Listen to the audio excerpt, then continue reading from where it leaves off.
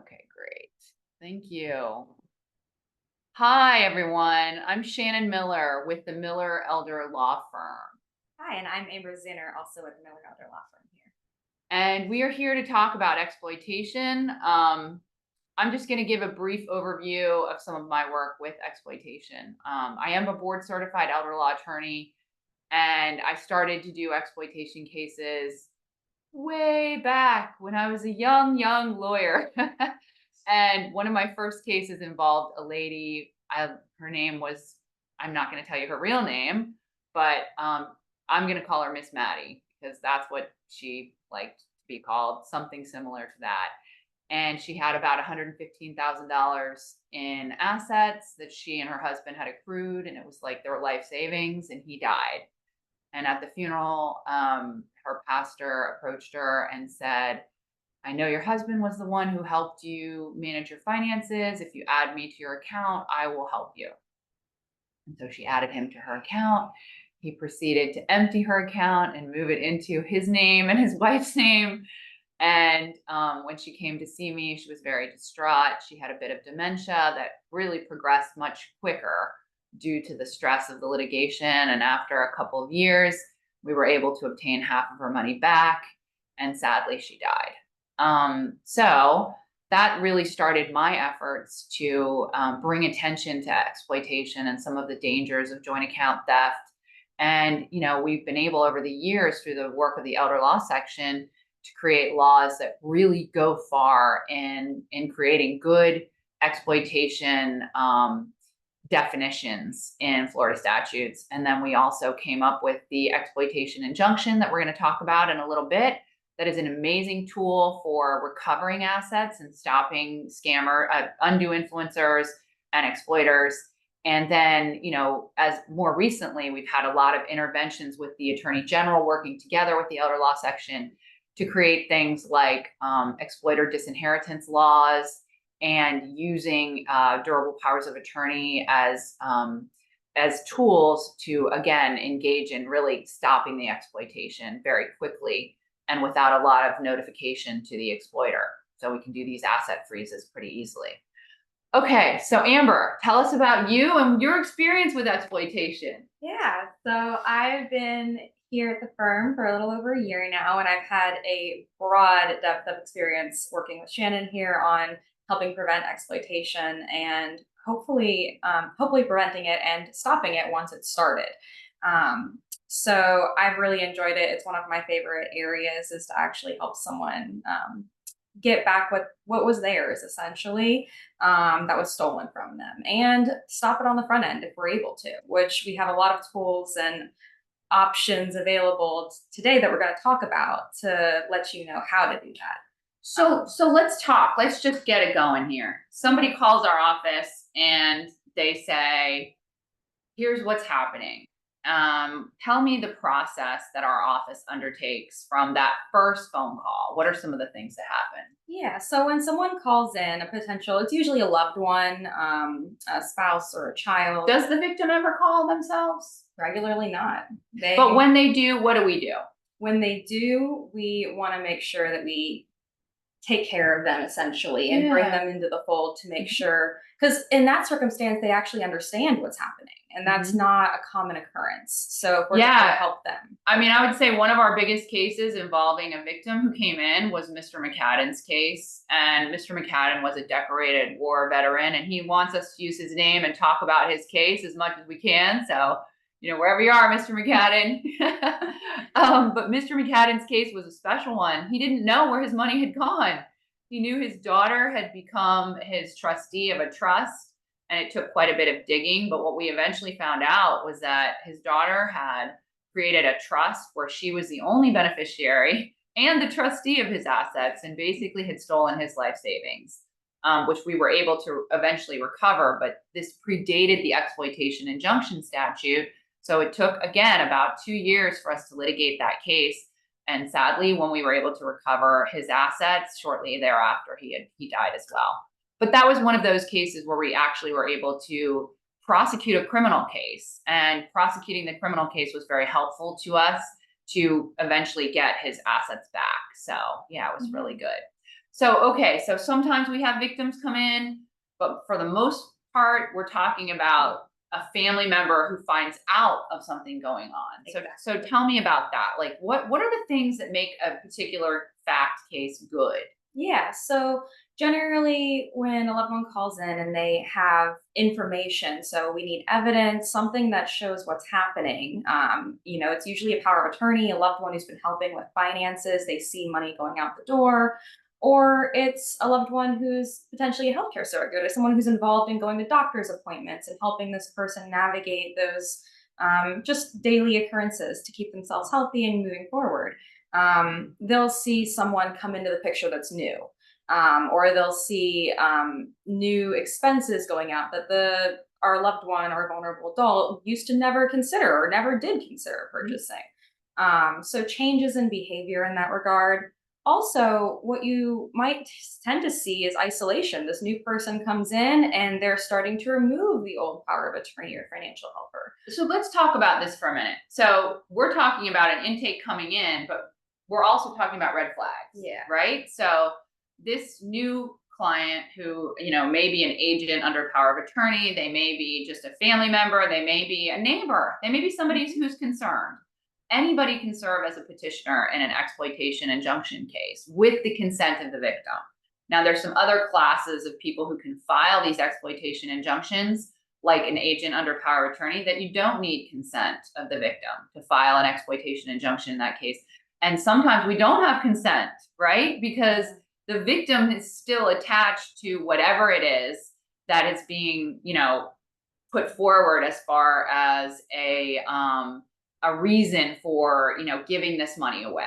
There's a whole, we'll go into some of the delusions that can happen. But one of the things that I think is important here is to really know that there are some red flags that we should look for. So tell me, what are some of those red flags? What might those red flags be? For our people out there, if you're looking for red flags, here's some things that you should be concerned about. Yeah, so like I was saying, isolation essentially, if they're starting to seclude themselves from loved ones, removing themselves from activities, as well as that new person coming in essentially and taking over those roles where someone else used to help, essentially, another loved one or someone in authority to help them. You might also see some switching of bank accounts. They used to have a history 20 years at Bank of America or 20 years at Ameris. I think that's a local one here, so they might not know that one. And all of a sudden now they're going over to SunTrust or over to PNC, another institution. It sends up a red flag that they have these changes essentially from longstanding associations. So let's just say hypothetically that there's nobody new who comes in, but it's a family member dynamic. I mean, how common is it for the exploiter to be a family member? I think it's about, including you, I think it's about 50% of the time. A little more than 50% is family members for exploitation. And I think that's sometimes a shocking statistic, but it sometimes is a change in roles, right? So we might have a family member who's been the regular, kind of fiduciary for the parent, or they're on the joint account. And now all of a sudden we see a change, we see more secretiveness, we see a move to a new bank account. We may hear about a change to an estate plan. We may notice that, as we would before be able to ask questions of our loved one about their finances, and they might be very transparent, all of a sudden they're not transparent anymore. And there starts to become this dynamic that's unique and unusual given the history. And so a lot of times what we know about undue influence is that the undue influencer, the exploiter, starts to create a story that is usually untrue about the parent. And what is the most common story that we hear? I'm here to help you. I'm here to help you. Everyone else is trying to put you in the nursing home. And they are the ones stealing your money. Not me. Right? So it becomes like this mantra that if it's repeated enough, becomes an attachment to this delusion. And so, once again, this undue influencer has stepped in. Maybe it's a stranger, maybe it's a loved one.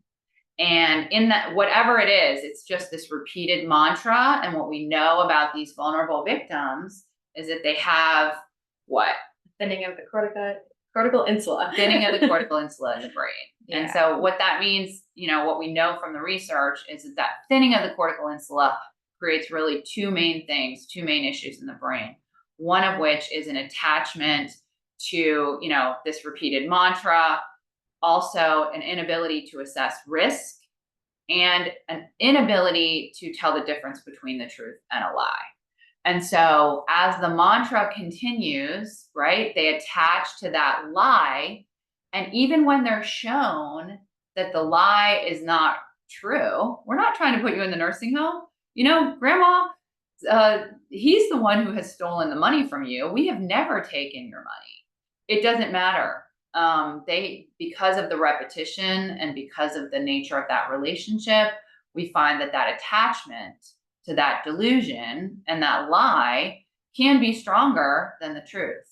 And this inability to tell the difference between the truth and the lie, even when given evidence, is very common when we see this kind of exploitation. Okay, so we've talked about some of the red flags. And the secretiveness is a very common. Isolation, changing phone numbers. Yes. And if you are able to access bank accounts because you're an agent under power of attorney, you may see a number of cash withdrawals, right? Gift cards. It's things that are not traceable to, sometimes it's Venmo, sometimes it's other types of withdrawing of assets that's not, you're not really able to connect it to the exploiter. A lot of times there's ATM withdrawals. Anyway, some of those things can be very important, and that can be very important information. All right, so we've talked about, what are the good cases, and some of the good cases that we see. What does that person who's calling, because we don't want people coming into our office and saying, I think my nephew is exploiting my mom. Because what is that? Does that help us? There's nothing really to go off of at that point. If it's just a thought, it may cause us to want to look a little more into it as a loved one, to see what's going on behind the curtain. But really, pursuing it would be really hard if we didn't. We need evidence. And what will happen at the end of that phone call that you have with us, we're going to say, we need to be able to convince a judge by clear and convincing evidence that exploitation is in fact occurring. And here are the 7 ways to prove exploitation, and we can go through all of them. And then we're going to say to you, what evidence do we have of any of those 7 definitions? And if you're like, well, my nephew has a new car, and right? And grandma, has some new debt on her credit card. That is not sufficient. We need actual evidence. And so a lot of times we'll have people come in and they'll bring bank statements and tell us, this is a joint account. And here you can see money went directly to nephew out of mom's joint account. And they went to Disney for the weekend, because you can see they paid for the Disney, hotel directly from grandma's bank account. That is good evidence. And so that's the kind of evidence that we can attach to a petition to file with the court and be actually able to prove that exploitation event. Give me some ideas of the types of exploitation cases that we love. Like, what is it when you get the facts and so I just said there's 7 different ways to prove exploitation under 825.103, which is the criminal statute. Yeah. But which are the ones that are really easy to prove? Like when we walk into court. One of our favorites is one you just mentioned, joint account theft. Joint account theft. Loving it. It's so easy. Yeah. And okay, so basically joint account theft means that when we add someone to an account, so let's just say it's my mom's assets, we add nephew to the account, so now he's a joint account holder, but he doesn't contribute anything to that joint account, but money comes out clearly for his benefit, right? Or it's cash, and we can show that he's the one who received the cash, either by testimony or by some other mechanism. ATM recordings. Right. ATM recordings. Yes, we can subpoena that kind of information. Of course, it'd be better if you had that before we file the petition. We really need to have that kind of evidence, but yeah, that can be very helpful.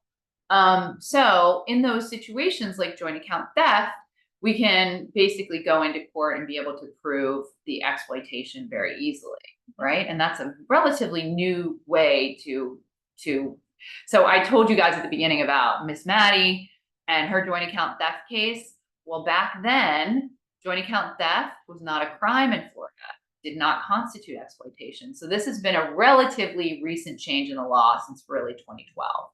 Okay, so what are some of the other ways that we can prove exploitation? Another way would be a fiduciary acting against their role, essentially. Okay. So we have a power of attorney who's taken it upon themselves to think of the money as their own and not operate in the best interests of the person they're supposed to be helping. And so even if that durable power of attorney document says you can gift to yourself as an agent, the law requires that if you take money by using your authority as an agent under power of attorney, you either have to be working in the best interest of the principal or for their benefit. So, if you're not doing one of those two things, if you're taking money out using your power of attorney and you're using it for yourself, the question would be, how is that in the best interest or for the benefit of the victim in this case, right? Yeah. So tell me a little bit about like vulnerability, right? So what is vulnerability? And the reason that I ask this question is because one of the thresholds that we have to beat in an exploitation injunction case is proving that our victim is actually vulnerable. So tell me about that. What does that look like? So one of those is just aging. It's the aging process. As we get older, we might need a little more help as we go. So that's one consideration. Okay. Telling a truth again from a lie is another. So thing in the political insula, the courts aren't going to look at that exactly, but the ability to understand your situation. But also a disability. And a disability. Yeah. So if you were blind or you because of the infirmities of aging, you lack the ability to do your activities of daily living, or if you simply couldn't defend yourself against the exploitation, those are all different types of definitions of vulnerability under Florida Statute 415. And it's actually 415.102, paragraph 28, for you lawyers out there who want to look up what the actual definition of vulnerability is. So we want to make sure that we're not, being overly protective of someone who has all their faculties. The person who comes in and we're trying to protect the exploitation event for needs to have that vulnerability in order to qualify for the exploitation injunction statute under the statute. Now, there are some exceptions to that in 825.103, which is the criminal exploitation statute. There are some age thresholds that are black and white in a lot of those statutes that basically, if you exceed the age of 60 or you exceed the age of 65, we don't have to prove vulnerability in those cases. And so there are some unusual provisions that exist in 825.103 that eliminate the need for vulnerability when we're talking about criminal prosecutions. And let's talk about criminal prosecutions. How does that layer in with some of these cases? Yeah, so we've actually been pretty successful recently on a couple that people, different attorneys' offices have actually started prosecuting for these. Right. In particular, here in the 8th Judicial Circuit, we have Brian Kramer, who has been incredibly active in prosecuting exploitation cases, and Rich Chang, who's one of his lead assistant state attorneys, has been incredibly diligent in prosecuting cases that at first blush, I think a lot of the assistant state attorneys would say this is not a prosecutable case because it's so complicated. We had a recent case where we had a trustee who had violated his fiduciary duty, and we were able to obtain a 12-year sentence in that case, which was a huge victory for victims of exploitation, really across the United States, to have such a large sentence for one count of exploitation. So we were really happy about that. But it layers in also with the civil because we can provide whatever we might acquire on the civil side to the state's attorney's office if they're going to pursue it. And then on top of possibly doing a recovery for any assets that may have been lost to this exploiter, we can actually give it to the state's attorney's office for them to pursue criminally. So let's talk about that. So we talked for a minute about the intake process coming in. What is one of the first things that you're going to tell that caller? What are we going to tell them that they need to do? Right. Make a report with Adult Protective Services and the abuse hotline. Right. So they need to call the elder abuse hotline. And that's another requirement for filing an exploitation injunction case, is that you actually have to call and report the elder abuse. But when we report something to Adult Protective Services, are they police? No. Okay. So under that statute, which is Florida Statute 415, the elder abuse charge under that statute is to make sure our victim is safe, right? So that may or may not turn into an actual criminal case. It's up to the Adult Protective Services investigator to determine whether or not there's probable cause, and then to determine whether or not that case should then be moved over to the state attorney's office, right? And sometimes they do it and sometimes they don't. Sometimes they make the referral to the state attorney's office and the state attorney doesn't pick up the case. So, I always like to tell people, great, report your case to Adult Protective Services. You may also want to call and make a police report. Have an officer assigned or an investigator assigned to come out and investigate the case separate and apart from Adult Protective Services investigation. Because again, Adult Protective Services, their whole job is to keep our person safe. Criminal prosecutions usually happen by virtue of law enforcement. So if we have for sure a crime and it needs to be criminally prosecuted right away, there's times when we're going to advise people that they should do both, right? So, okay. And so, you just hit on something really important, which is, as the civil practitioner, and I know we have a lot of lawyers out there, guys. So one of the things that we really try hard to do is to encourage a criminal prosecution, because what we know about predatory exploiters is that this is not usually their first rodeo. They've usually learned how to do these cases by kind of honing their skills time after time, right? They start to target people. They start to understand how to do it. And so in those cases, it's really good to have a criminal prosecution. So what we will do in the exploitation injunction arena is we will try and get that person set up for a criminal prosecution. And that means when we get to the final hearing, and we're going to go through like what the exploitation injunction statute, how that works in particular in just a minute. So maybe I'll save that for that time. Let's hit on some of these questions and see what we've got here. We've got a question that says, questions on family member exploitation. If grantor trustee has bank account with brother, sister, two beneficiaries, then beneficiary one asks banks to do pay on death requests to change assets to be paid as of date of death to the influencer. Should FinCEN have an SCAR letter to pay on death transactions? Can attention to these illicit transactions be focus of Florida legislative session? I mean, the Florida legislature needs to have a bill. Like they do have committees that spend a lot of time there at the legislature kind of discussing exploitation issues a lot. There can be committee bills, right? A committee like the Judiciary Committee could come up with a bill itself and draft it.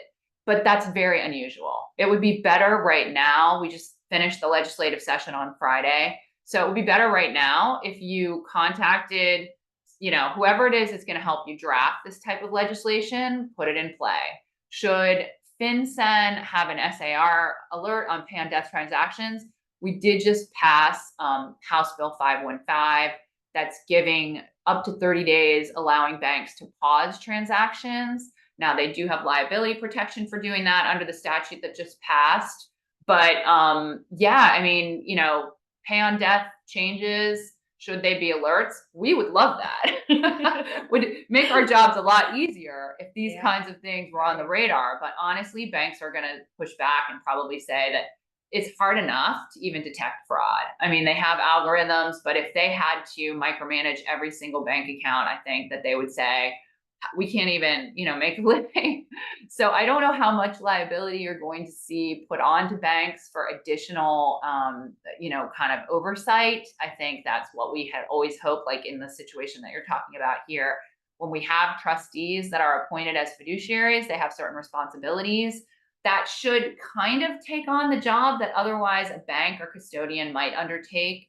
So yeah, it's really important that, we not rely on banks to catch fraudulent transactions or scams, or, do we want them to do it? Absolutely. Is it happening? No, it's not.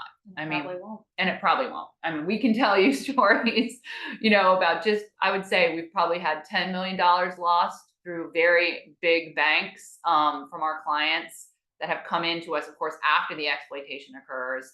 But it happens. Banks seem to know that that the transaction is a fraud. They may pause the transaction for a short time period, but we have actually had situations where we're in the process of getting court orders to send back to the bank to stop these wires from going out, and the bank won't delay it any further, and they're letting those transactions go out. So yeah, we've had our own difficulty with trying to get banks to kind of take on that fiduciary role of really managing these assets. And could you get legislative buy-in? I mean, maybe, but I think you've got to have your ducks in a row and have that legislation proposed. All right, I don't want to get too off track. Are you contacted about romance scams? Yes, we are. And romance scams are, so let's talk for a minute about what happens with the typical victim. And these are just some pointers that we've learned over the years in dealing with like FBI and FINRA and all the different types of banking departments who are telling us like, look, this is what's happening. And we've actually had the benefit of going into the dark web and seeing people's information. And by the way, everybody's information is on the dark web. Okay, so everybody's stuff is being sold on the dark web. The question is, how valuable is your stuff and who would pay for it? So we know that if you pick up the phone, the value of your information on the dark web goes up.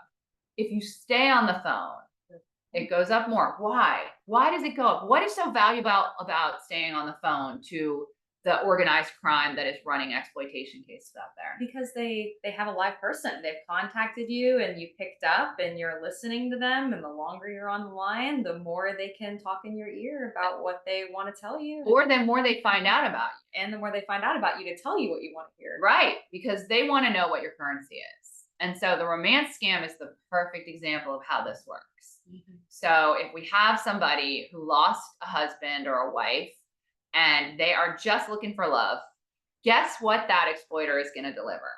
They're going to deliver love, and they're going to deliver it in whatever way you want to receive it. So they will do their research about you. They'll try and figure out what it is that you really want to hear. And then they will start to kind of use that mantra. I'm going to sweep you off your feet. I'm a rich person from whatever. I have my money tied up right now. If you could help me get my money, then I'm going to swoop into town and pick you up, and we're going to have happily ever after love in my castle in, wherever, right? So yeah, we have this client who has fallen for that exact scam, unfortunately, to the tune of about $3 million over 2 years. So yeah, I mean, these romance scams are very common. And unfortunately, they are very successful because once the money leaves the account, it's very difficult to get it back. Now, one of the things that I'm just going to throw it in here because I know we're going to run out of time.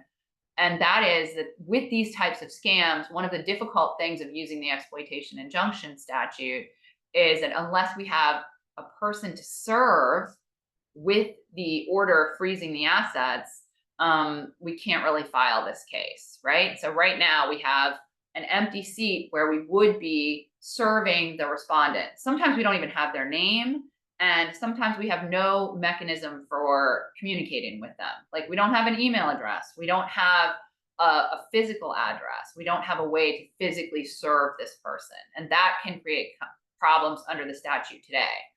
What the elder law section has proposed, and we will be pushing next year in the legislative session, is being able to serve that exploiter who's unnamed with the same method that they've been communicating with our victim. So if that's through Millionaire Match messaging, then we get to serve them through Millionaire Match messaging or WhatsApp or Telegram or Instagram Messenger, or whatever it is that the tool has been that they've been communicating with our victim. We can have our petitioner do an affidavit that says, I have now served this person via this method. And we're hoping that that can become a new strategy for stopping scams. So what it will do for banks is it'll allow the banks to freeze a transaction and then put it back in the victim's hands or put it back in the hands of a trustee or a guardianship, whatever we can do to then keep those assets safe and prevent them from continuously going out to scammers. Okay, so let's talk exploitation injunction, right? this statute, 825.1035, the exploitation injunction statute, how does it work? Somebody comes to us, we've done the intake, we realize they're the perfect candidate, we've got evidence.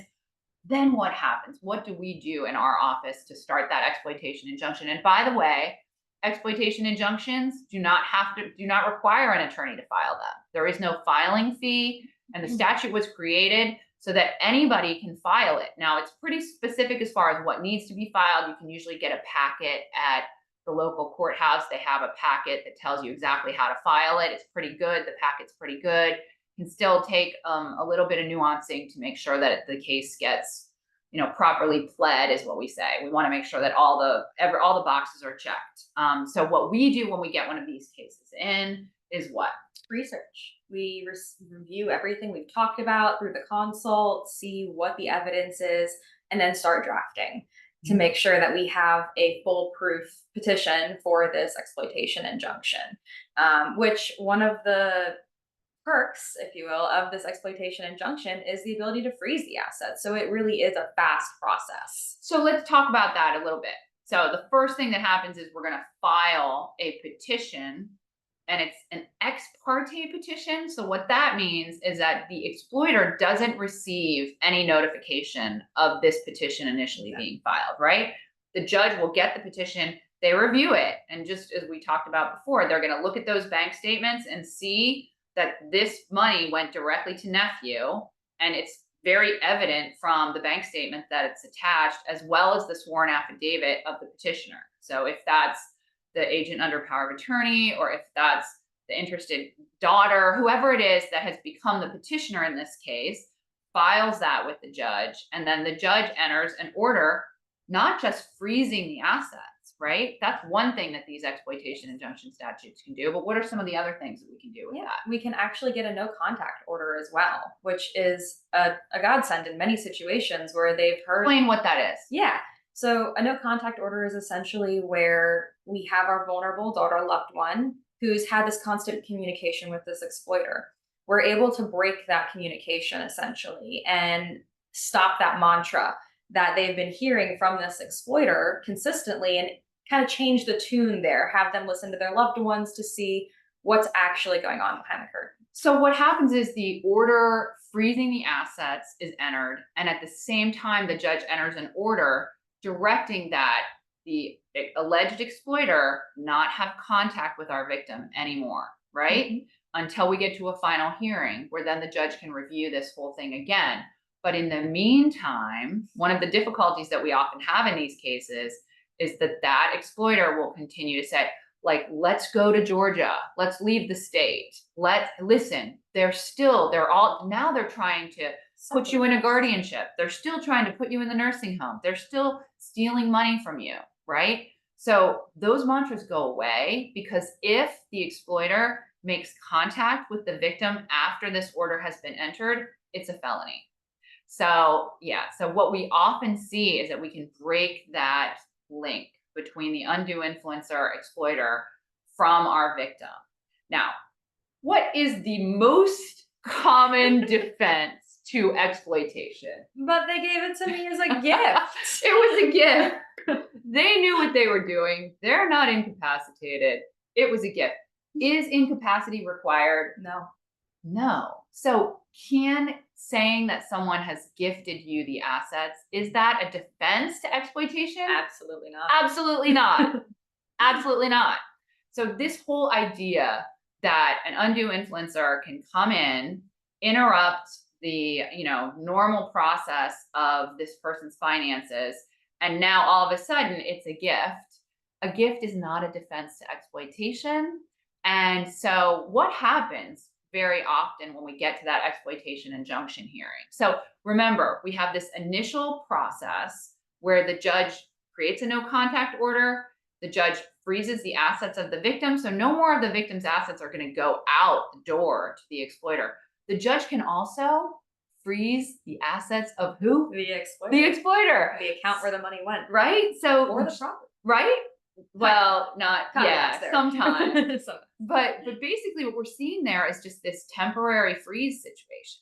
Then we get to the final hearing, which is within 15 days of the initial order being entered.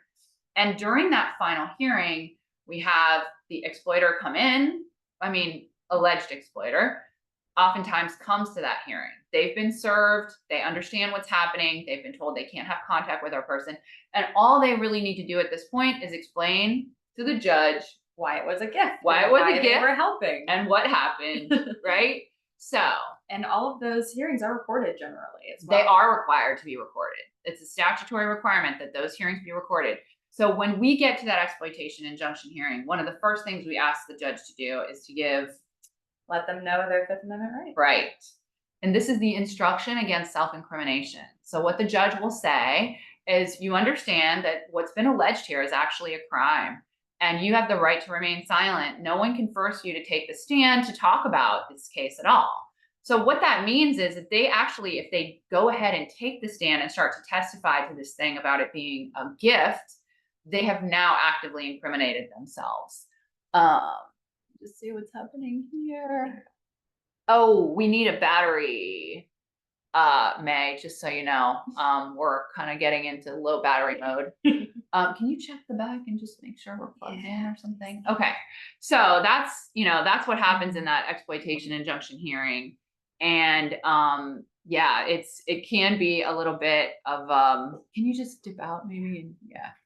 Just want to make sure we don't get cut off here while you guys are continuing to ask questions. But while we're taking a little pause on talking about what happens at that hearing, where the judge is going to take evidence, we get the chance, if in fact the exploiter goes ahead and takes the stand and decides to testify, what happens is, we have the opportunity to really examine all the facts in the case, and we do.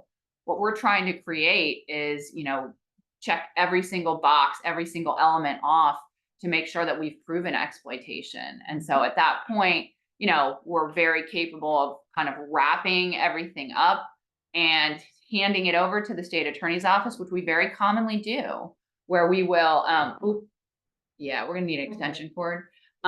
So we very commonly will, be able to walk over to the state attorney's office, not just offer them the evidence that we've been able to prove up, but also offer them a statement from the exploiter admitting to the crime.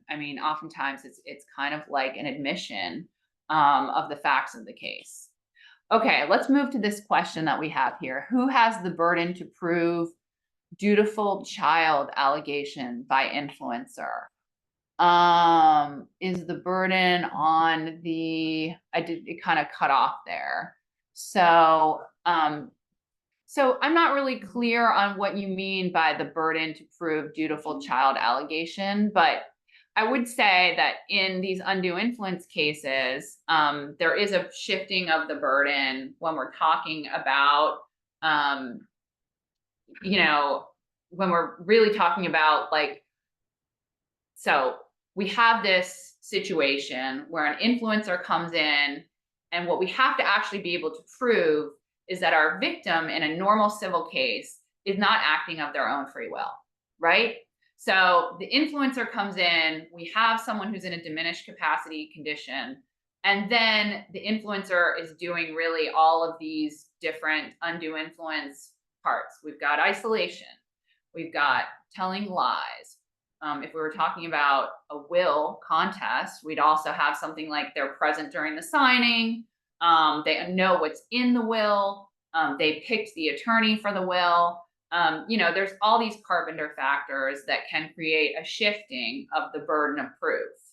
But most of the time, what we see in the real undue influence cases is less about the will drafting, and it's more about changing the title to assets, like real property. We're mostly seeing, changing pay on death beneficiaries on accounts. We're mostly seeing them taking money during lifetime, like really just gifting straight up right there.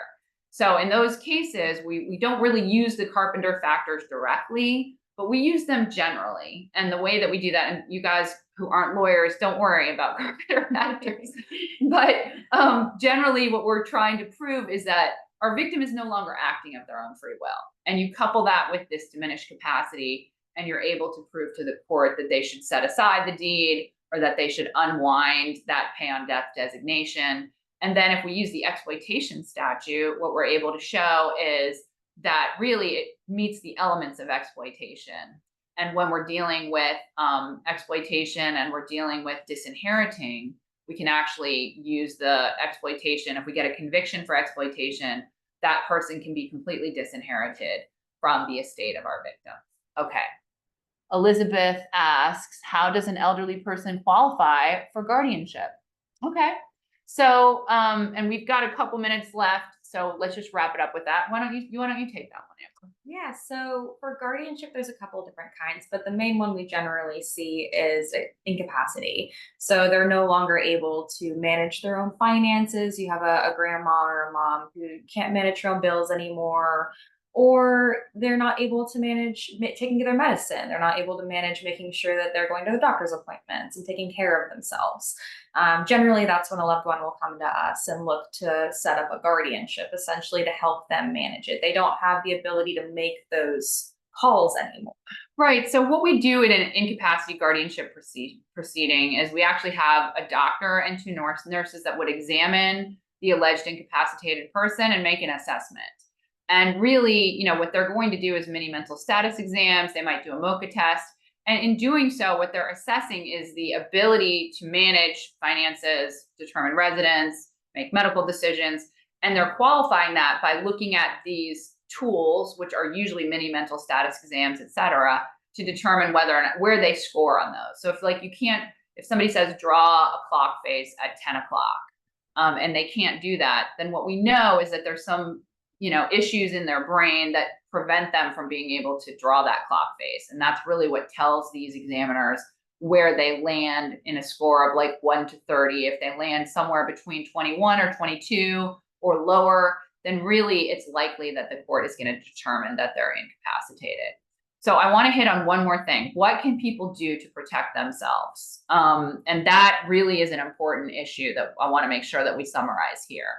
The first thing that we do in our office when an estate planning client comes in is we offer them the ability to do something called a consent against exploitation. And this is a pre-need consent. So you're doing it in advance so that if in fact later on you start giving your money away, you've named certain people to lock your assets down by using the exploitation injunction statute that we just discussed to make sure that you don't, even if you have attached to that delusion, that your assets can then be frozen and put back into your trust or frozen and put back into a protected asset for you moving forward. We very rarely have clients not opt for the pre-need consent against exploitation. We also very regularly have durable powers of attorney that include a provision that allows that person to go in for the exploitation injunction. We also use something called the Careful app, which is careful with 2 L's, and getcareful.org is where to find that app. It ends up being like maybe $15 a month, I think. All of our clients who come into the life care planning model, we have them always signed up for the Careful app because it's a great way to protect assets. It uses a very sophisticated algorithm that continues to grow, where basically if you pay a bill twice, if you forget to pay a bill, the app sends out an alert to your trusted contacts. Also, if you're sending money to a nefarious recipient, they get that alert as well. If you're in the life care planning model at our law firm, we also get information about that on our dashboard. So we kind of keep tabs on you as well. We also use something in our trust-based planning called the Ulysses Clause, which is very similar to an incapacity provision for you lawyers out there, except that it relates specifically to exploitation. So if you start to be exploited or give your money away, then basically we remove you as a trustee of your own trust. Or we create some other things, like if you're going to deal with assets going out the door that exceed a certain threshold, like $25,000, then you have to get this co-trustee to authorize that transaction. These Ulysses clauses have been pretty successful in stopping exploitation once it gets started. Of course, you have to know that this might happen to you, so you have to put it in your trust in advance. And it can feel a little bit like somebody is managing you, right? But it's better than losing all your money. So we often have clients that opt for that Ulysses clause option. And then, of course, the most important one, which seems the most simple, don't pick up the phone. Just don't pick it up. Call them back. Let them leave a message. And then you'll know if they're real and they actually are someone you want to talk to. All right. I think we have one more question. Shannon, I have a question for you. Okay, so I'll hit that one. I'll hit that one later. Ronnie, I hear you, but we'll circle back on that one specifically. Okay, do you have a quick story that we can summarize? And we probably have like 2 minutes. Yeah, so Okay. it's actually a past client of mine that I had as well in a romance scam. They're so common, like we talked about. And this was a situation where we had some loved ones come to us related to a family member that had a new person come into her life, essentially. And she started being isolated and having her assets used not for her best interests, unfortunately. He moved in with her and started living with her and using her as a way to sustain himself, essentially. And we were able to prevent that and get him out of the home. And didn't this person have her passwords like right on a sticky note next to her computer? On a sticky note next to the computer. So something else not to do, right? Yeah, okay. All right. So Amber, it has been so great just chatting about Yes. exploitation with you. And you guys, if you have questions about exploitation, or if you want to learn about life care planning, if you want to learn about estate planning, if you need Medicaid planning review, anything that is senior related, we are here to help and to serve. Please call our office. That number is 352-379-1900. And we look forward to hearing from you guys. Please do the survey. Let us know what other topics you want us to discuss, what you thought about this particular webinar. Sorry about some of the tech issues there. But yeah, we'll see you in a couple of weeks. We have Michael Oken, who is one of the world's leading experts on Parkinson's. And he's going to be talking to us about Parkinson's disease. And he is amazing. And we're very lucky to have him. We already have a lot of people signed up for that webinar. So get your spot and we will see you in a couple of weeks. Okay. All right. Have a good one.